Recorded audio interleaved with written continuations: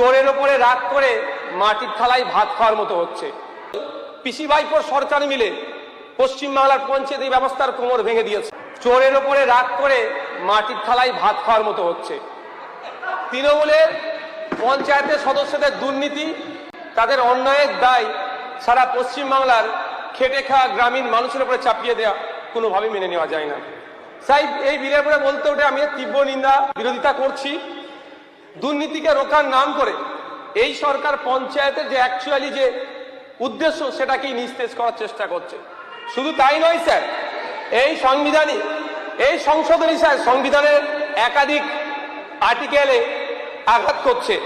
Article 14, article 40, 243A, 243B, 243C, 243D এবং 243E ও 243O কে সরাসরি আঘাত দিচ্ছে।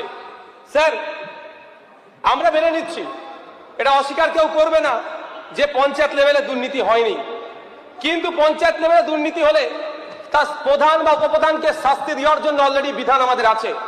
পশ্চিমবঙ্গ লোকায়ত্ত আইন 2003 বলছে কি, যদি কোনো প্রধান কোনো উপপ্রধান তার যে রাইট আছে এক্সারসাইজ করতে ব্যর্থ হয় বা দুর্নীতি করে বা ইচ্ছাকৃতভাবে সে ক্ষমতার অপব্যবহার করে, তাহলে লোকায়ত্ত আইন 2003 অনুযায়ী তার বিরুদ্ধে যদি কোনো মানুষ অ্যাপ্লিকেশন করে সেটাকে ইনভেস্ট করার ক্ষমতা রাখছে।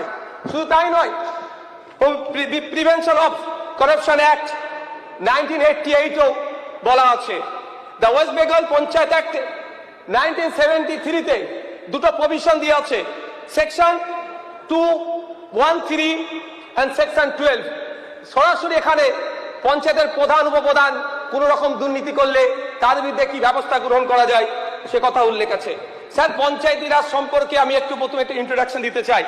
পশ্চিমবঙ্গে 1973 সালে পঞ্চায়েতে আইনের মাধ্যমে ত্রিস্তর পঞ্চায়েত ব্যবস্থা প্রবর্তিত হলেও যা কার্যকর হয় 1958 সালে বামফ্রন্ট সরকারের মাধ্যমে। তার 1958 সালে বামফ্রন্ট সরকারের মাধ্যমে। তারপর থেকেই স্যার প্রতি 5 বছর অন্তর নির্বাচন হয়ে আসছে।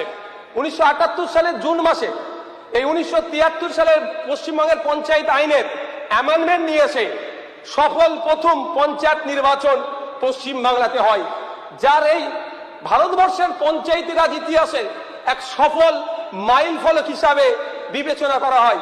এবং 1992 সালের 73তম সংবিধান সংশোধনীর আগে পর্যন্ত এটাকে একটা গুরুত্বপূর্ণ দৃষ্টান্ত হিসাবে বিবেচনা করা হতো। আসলে স্যার, পশ্চিমবঙ্গে প্রথম পঞ্চায়েত নির্বাচন 1956 সালে হয়েছিল, আইন তৈরি হয়েছিল 1956 সালে, ওই বছরই নির্বাচন হয়েছিল। তারপরে দ্বিতীয়বারের জন্য 1963 সালে আইন তৈরি হয়, নির্বাচন হয়। কিন্তু দুটো নির্বাচনীতেই দেখা গিয়েছে গ্রামের খেটে খাওয়া মানুষের অনুপস্থিতি এবং তাদের পঞ্চায়েতে তাদের অ্যাচিভ তারা করতে পারত না। ফলে ত্রিস্তরীয় পঞ্চায়েত ব্যবস্থা 1978 নিয়ে এসে প্রথম লক্ষ্যই ছিল ক্ষমতার বিকেন্দ্রীকরণ ঘটিয়ে তৃণমূল স্তর পর্যন্ত এর পরিষেবা পৌঁছে দেওয়া। একসময় গান্ধীজি গ্রাম স্বরাজের কনসেপ্ট দিয়েছিলেন, গ্রামের হাতে ক্ষমতা, স্বশাসনের যে গণতান্ত্রিক বুনিয়াদ তার সার্থক অনুশীলন গ্রাম পঞ্চায়েতের মাধ্যমেই সম্ভব। স্যার, পঞ্চায়েত হচ্ছে আসলেই স্থানীয় সরকার, ক্ষমতা বিকেন্দ্রীকরণ এবং স্থানীয় সরকারের টাইম নেই স্যার, স্থানীয় সরকার প্রয়োজনে স্থানীয় সরকারের প্রয়োজন, কারণ গণতন্ত্রের প্রসার ঘটে। স্যার, গণতন্ত্র আর উন্নয়নের সাথে এই প্রশ্নই অবিচ্ছেদ্যভাবে একে অপরের সাথে জড়িয়ে আছে। স্যার, কেন্দ্র সরকার বলুন বা রাজ্য সরকার যে কোনো প্রকল্পই স্থানীয় সরকার বা পঞ্চায়েতের মাধ্যমেই সম্পন্ন করে। পঞ্চায়েতকে তাই ফান্ডামেন্টাল ইউনিট অফ ডেমোক্রেসিও বলা যেতে পারে। কিন্তু আমরা কি দেখছি স্যার, কি হচ্ছে এই বিলের মধ্যে, সংশোধনীর মধ্যে? ক্ষমতার কেন্দ্রীকরণ, সেন্ট্রালাইজেশন। যে কাজটি বিগত দিনে তৃণমূল সরকার শুরু করেছিল, এই বিজেপি সুন্দরভাবে তাই সেটাকে প্রাতিষ্ঠানিক রূপ দেওয়ার চেষ্টা করছে। আমরা নির্ভর হলে কি স্যার দুর্নীতি মুক্ত হয়ে যাবে?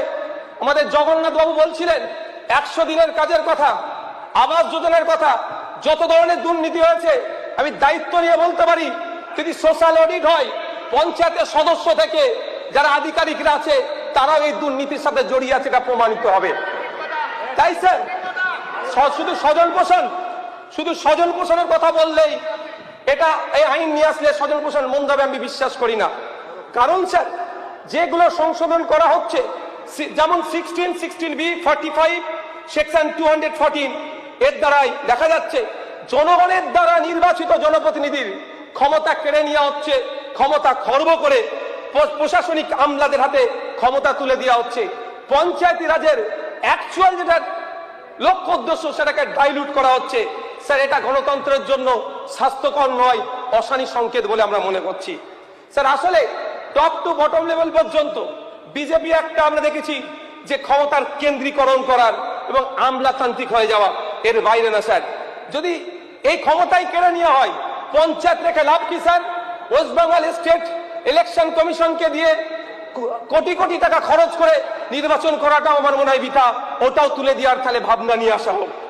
স্যার আমাদের এই পঞ্চায়েতি রাজ সম্পর্কে প্রখ্যাত রাষ্ট্রবিজ্ঞানী তথা অধ্যাপক প্রভাত দত্ত মন্তব্য করেছিলেন, পশ্চিমবঙ্গের পঞ্চায়েত ব্যবস্থার নেতৃত্বে আছে গরিব মানুষের প্রতিনিধি। এদিক থেকে পশ্চিমবঙ্গের পঞ্চায়েত ভারতবর্ষের নজিরবিহীন, সম্ভবত এক ধরনের শুদ্ধ জাগরণ। তাই গত 15 বছর ধরে পিসি ভাইপোর সরকার মিলে পশ্চিমবাংলার পঞ্চায়েত ব্যবস্থার কোমর ভেঙে দিয়েছে। 2012 সালে প্রথম আক্রমণ নেমে আসে বিকেন্দ্রীকরণের উপরে, সেটা মুর্শিদাবাদের জেলা পরিষদ, উত্তর 24 পরগনার জেলা পরিষদকে কেড়ে নেওয়ার। এই মমতা ব্যানার্জির আক্রমণের হাত থেকে নদিয়া জেলা, মুর্শিদাবাদ জেলাও বাদ যায়নি। নির্বাচিত জনপ্রতিনিধিদেরকে সরিয়ে দিয়ে গ্রাম উন্নয়নের দায়িত্ব আমলাদের হাতে ন্যস্ত করেছিল তৃণমূলের সরকার। আর সেই কাজটি আজকে দেখছি এই সরকার আরো জোরদার করতে চাইছে। যদি গণতন্ত্রের সবচেয়ে নিম্ন স্তরের এই প্রতিষ্ঠান আজকে আক্রান্ত হয়, নির্বাচিত জনপ্রতিনিধিদের ক্ষমতা খর্ব করা হয়, তাহলে গণতন্ত্রের সম্প্রসারণ কতটা সঠিকভাবে হবে সে স্যার প্রশ্নের সম্মুখীন হচ্ছে। স্যার আমরা সবাই দায়বদ্ধতা, সোশ্যাল অডিট, স্বচ্ছতা, ভিজিলেন্সের পক্ষপাতের বিরুদ্ধে নয়।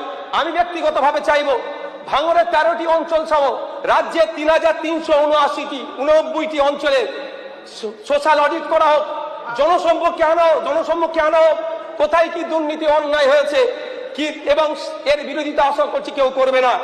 ভিজিলেন্স কমিশন গঠন করা হোক, স্বচ্ছতার জন্য ওয়েবসাইট ডিসপ্লে বোর্ড লাগানো হোক, টেন্ডার কোথায় কিভাবে হচ্ছে, কে পাচ্ছে না পাচ্ছে তার স্বচ্ছতা নিয়ে আসা হোক, কাজের হাল হকিকত অনলাইনে আপলোড করা হোক, সাথে সাথে কত টাকার টেন্ডার হচ্ছে সেইগুলো নিয়েও আলোচনা হোক, তাহলে একটা অ্যাকাউন্টেবিলিটি থাকবে।